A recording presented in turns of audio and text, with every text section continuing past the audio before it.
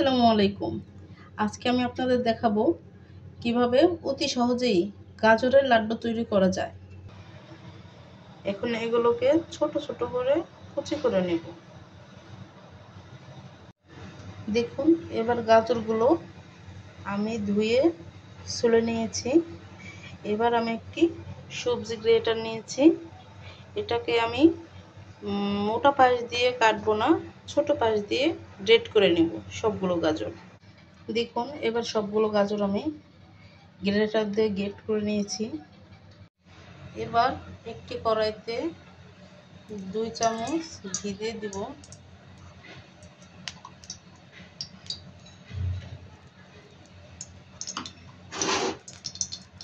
দিব গরম মশলা, 2টি তেজপাতা আর 2-3টি এলাচ। এবার দিয়ে দিব গাজর কুচি।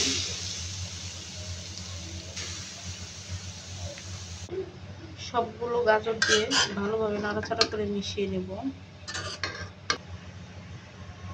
এবার দিয়ে দিব সামান্য পরিমাণ লবণ। এবার দিয়ে দিব চিনি।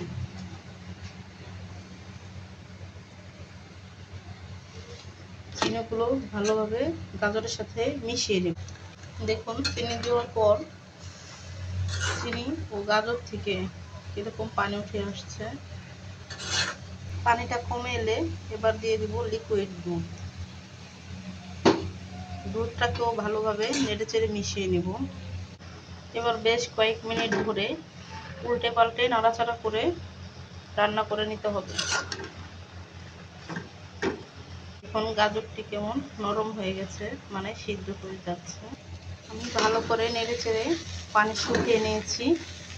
দেখুন কি সুন্দর মুলাম হয়ে গেছে, মানে গাজর পুরোপুরি সিদ্ধ হয়ে গেছে।